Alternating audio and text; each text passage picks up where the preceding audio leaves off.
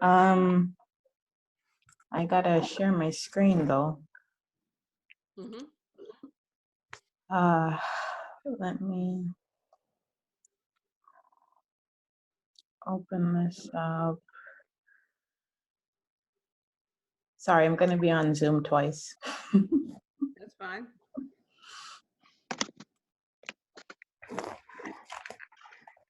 Okay.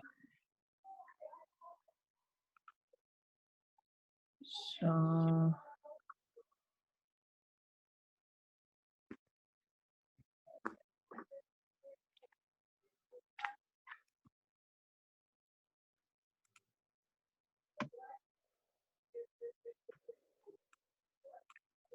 Okay, I just signed in.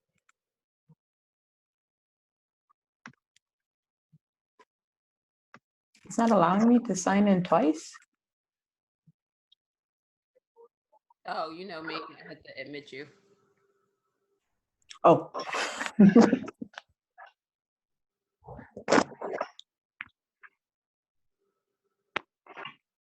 Okay. Sorry.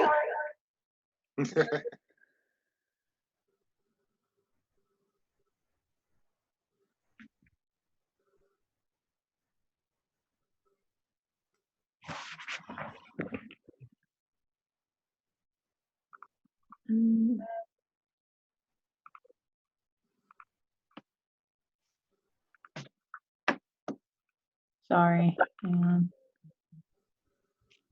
Can you see my screen now? I can. Okay. Okay, so my question was about this part of the survey. I mean, I tried writing it, but I really suck at this. Hey. I will be the judge of whether you suck or not. Okay, I like that. That didn't even sound right at all.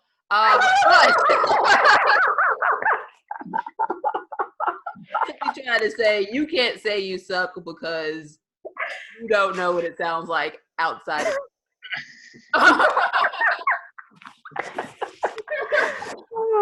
Oh God. Okay. we're gonna read this and then I will check what might need to be. So basically it's just the intro for getting the market research. Yeah. You're wondering if that copy is good. Sounds, yeah, does it sound like So let's see. something? Pet owners, did you know 47% of dogs are given up by their owners due to destructive, excessive chewing behaviors?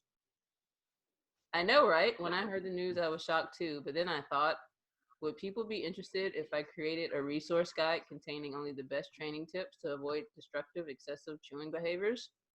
Not feel guilty even when they're home alone? And that's beginner friendly? So what I would do on that, this is actually great. What I would do on that, so that it's not like a long sentence, is I would break up each of those points, and I'd be like one. So containing only the best training tips to avoid: 1, destructive excessive chewing behaviors; 2, not feeling guilty; 3, and that's beginner friendly. That way it's easier to read. Yay. And you know, I love numbers, numbering things. Awesome. Those bullet points. Yeah. Mm-hmm. Just make sure you got some spaces in between the numbers and the words. Okay. So like that.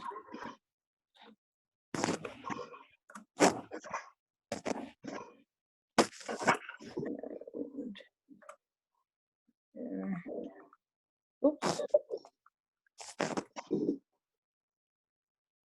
So until a pet learns what they can and can't chew, they have the opportunity to chew on unacceptable objects. So in order to make sure I include all the information that you have questions about, please complete this short 5-question survey. That's way too damn long. Okay. I'd be the judge of that. Oh, sorry.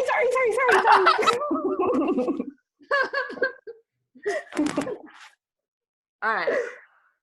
I don't see why that's so long. That is Oh, actually, really? I would take the so out Okay. and just keep in order. Okay. And actually that sentence in the middle of the 1, 2, 3 and the in order, I don't know Yeah. if you need that. Oh, awesome.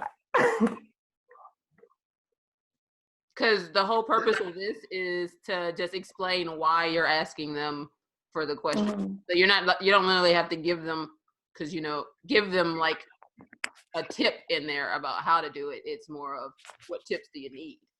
How about you can shorten up that last sentence by saying, in order to make sure that I answer all your questions, please complete this short survey. Yeah. Yes. I'll say that again. Say that again. In order to make sure that I answer all your questions, please complete this short survey. Answer. Chris with the save. Question. Yeah, I'm pretty good with this. I'm pretty good with blog type writing, actually. Blog post Cool. writing, which is same kind of style here. Thank you. Okay, so I think it's ready now, right? Yeah.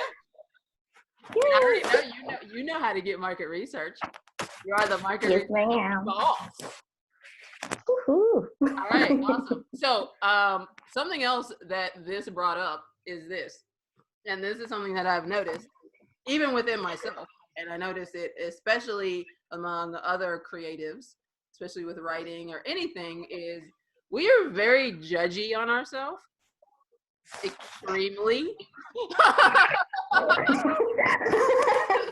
here's the thing though, it's not necessarily a bad thing, because the whole reason why we actually get to the top of what we do is because of that judginess, because we are constantly self-aware and we're looking at ourselves and looking for ways to be better. All right. But sometimes it can be to our detriment, because we will think that something is not that great, even though it might be awesome to someone else, just because we're just like, oh, I can do better. So one thing that I would suggest though, if you do have a group of friends like we have here, and you can ask them for anything that you have any question on, ask the question, let them read it, let them give you an answer. Don't put out what you think is wrong with it. Okay. All right, because as soon as you do that, now it brings attention to that thing, and people are like, well, is that wrong? Is it? And now they're actually judging whether they should judge it. Whether if you just let them read it, now if it is out of place, they'll be like, oh, I don't know. Or it'll just go, if it's not out of place, they're like, okay, cool. And now you know, oh, all right, for someone else reading my stuff, that actually is okay. Me reading my stuff, maybe not. But someone else, because when we're writing, especially for marketing, when we're writing, we're not writing for us. So we can't be as judgy as to how I want it written. No, it needs to be written how the audience wants to hear it. So sometimes the audience actually wants to hear it in a way that we think sounds horrible. Okay. I have another suggestion. Yeah. I have another suggestion for this, for the first line, pet owners, because you have owners and then the word owners again right away. So you can probably take out or given up due to, you probably take by their owners out, but shorten that up and take out some redundancy. Right. Boom. Yep. I consider giving up, but you get the point. Yeah, you're giving up. I would also, Yeah, you could also take out excessive. Oh, okay. Or just have one. One or the other. I actually think destructive is a more powerful word, because excessive chewing, if they're just chewing on something that no one cares about, it's fine. But destructive chewing, I don't like. So I should take that out here too, right? In the question. Well, in that one, it's okay. But as far as a headline, I see. Choose the most potent word. That looks fun. This guys. Chris. But Chris, tell what do you have? What's that? Do you think she should keep excessive destructive in the question? Or Yeah, no, I think this looks really good now. Yay! Thank you. I mean, when it comes to excessive destructive, with excessive destructive. Yeah, no, that's fine. Yeah, That's it. because that'll actually give them more. You can even put in another one in the question, because once they get through the headline and start answering questions, they're already committed so much. So you can put even more words in the question and get them to think even more, kind of prompt a thought, like if the doc, you go to the doctor, like you only think of so many things while you're there, but if he asks the right questions, he can get more information out of you. Right. Should I add anything else then? Mm-mm. Another one? No, I think it's Yeah, good. those are the psychology behind those questions is quite sound. Cool.